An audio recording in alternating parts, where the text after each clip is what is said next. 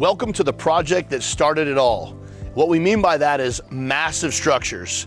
This is a project we completed over 5 years ago, and it was one of the first big, huge structures that we built as phase 1. And then in phase 2, they did a pool and we added another structure on this side.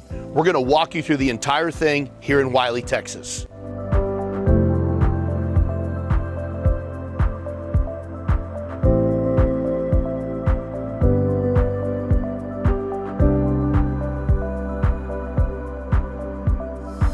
So let's start with the main structure here. As we said, this was built over 5 years ago, and it was a massive structure that actually started off with another builder who built something that was completely failing. We then came in the middle of a litigation and tore the entire structure down and rebuilt what you see here now. And this is a massive structure. So let me just share a couple things with you to start with. We came in with this 8 by 16 inch beam is our main header beam. But under that are these big, beautiful 10 by 10 posts, and then we came with helical piers. So we drove giant helical piers in the ground over 20 feet deep because this soil is so poor.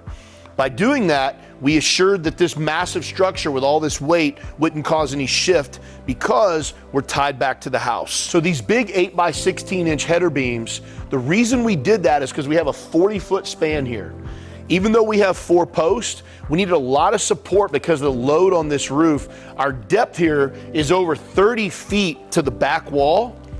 And so we needed to make sure that we were able to sustain this ridge beam, which you can see up here, which is actually 4 24-inch LVLs by 36 feet long. That's the size of this ridge beam. And then we came in and wrapped it. Now, what you don't see in the ceiling are there TJIs that are used as the rafters here because our distance was so far. A TJI is actually used to create a second story in a home. It's like a floor joist, but in this case, we used them in the ceiling because our runs were really, really long and we didn't want any roof sag.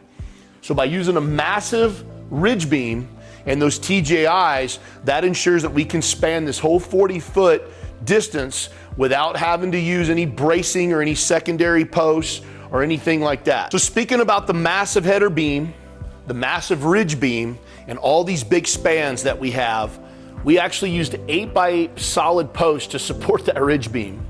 And by setting that on top of this 8 by 16, we came in with a secondary steel bracing across this whole thing to reduce any flexion that might occur.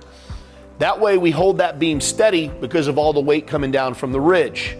And then of course, we set it right on top of these massive 10 by 10 posts. We trimmed them. Some of that trim is to hide the conduit that comes into these posts for these sconces out here. So we have a very high ceiling here. When actuality is, it's matched to the roof on the house. So we grabbed the highest point of the ridge and we tied into that. We came off of that with our ridge support all the way out to make sure that it was synonymous and that when you look at the home, this actually looks like it's part of the home. It does not look like an additional patio. This ridge beam back here, which supports quite a bit of weight on our TJIs, there is a massive header above these slider doors here, which came in later. But there's a massive header sitting between that corner and the supports in this corner to support that ridge beam. And then there's some secondary supports on a secondary header back there to support that. We had to do that because of these massive spans. Even though we have a short wall here, our ridge still comes all the way back to this point, and that's where it sets to make sure it's center on the house. So with the fireplace here, it actually is structurally supporting our 8 by 16 beams. We followed that all the way around the whole structure because we want them to match. But in addition to that, just because of the load of these long spans that we have.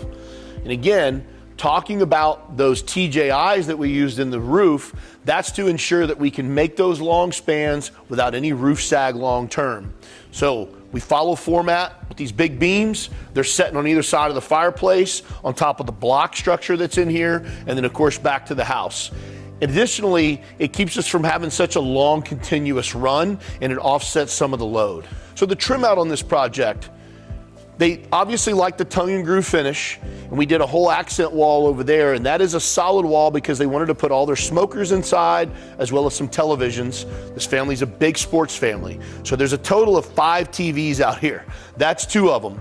And then we tie all that tongue and groove back all around our windows here, all on top of that wall where we trim that out. And then of course, we went ahead and did the entire back on this window that had a siding prior.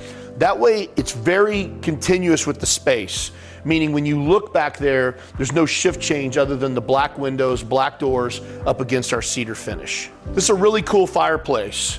Now, it's got these large boulders type of stones rather than using a chop or some other type of block stone or even a ledger stone. These are actually like a builder stone. They call them a builder. And so it gives it almost a cobblestone look. So it's very nice, and it goes well with this particular structure. Then with a Luter's finish, and then we put a nice 6x6 mantle on here.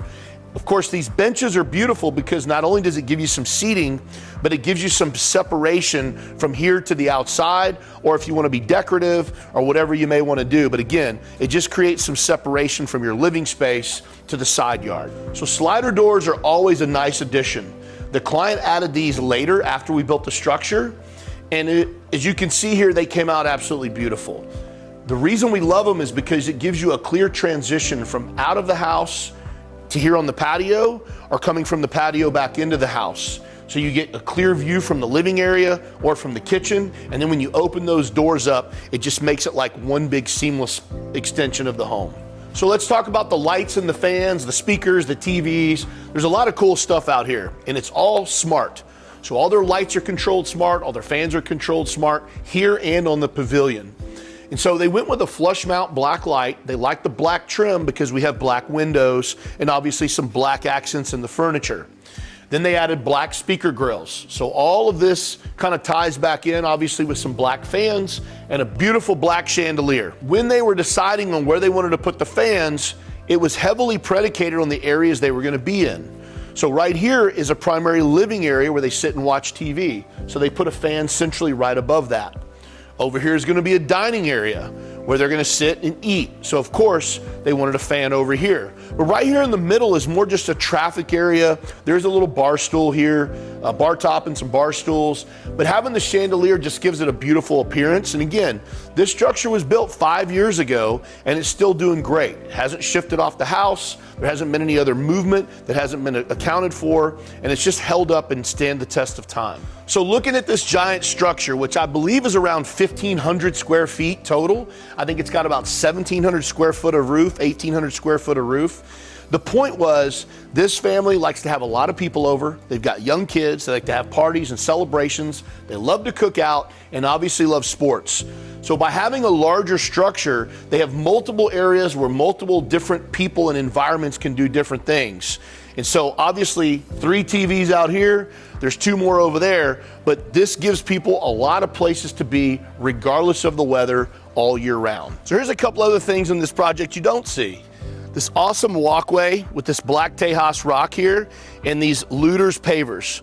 So that's just a rectangle Luter's paver, which you can do in poured concrete or some other type of stone, but it just provides a really nice walkway across this black Tejas rock. And then they came in with some turf here because their kids, again, love sports and they don't want to have to manage any grass on this side. So they can set up, let their kids play here or whatever they want without having to get in the mud, or if it's raining and the ground's a mess. And that gives a really nice addition to the backyard. And then of course, filling in some blanks with the black Tejas. And then we transition over here into the pool. We didn't build this pool, but the pool builder did a beautiful job of it.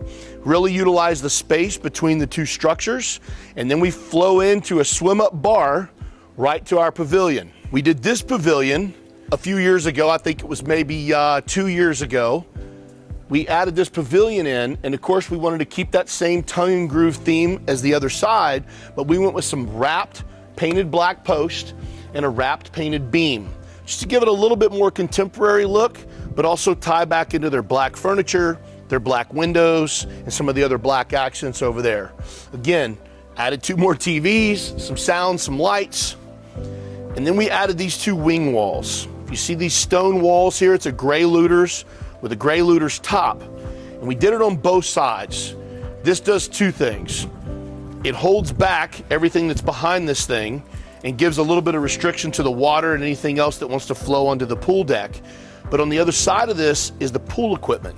It's hidden behind this wall. So when you're looking out from the home or anywhere else in the yard, you don't see all that pool equipment and some other storage and things that are back there. It does a few different things. So as a whole, this project came out beautiful. You've got the initial structure that was tore down and rebuilt the way you see it now. Then they came in and added the pool and some of the hardscapes, the turf, the black tejas, the pavers. And then we came in and added this additional structure, a little bit more contemporary, as a pool pavilion with 2 wing walls to finish this thing off. Always keep in mind when you're designing your project, the long term. In this case, we went in multiple phases and it came out beautiful. But they already knew what they wanted and they just had to kind of piece it out when building it the way that they saw it in the bigger picture.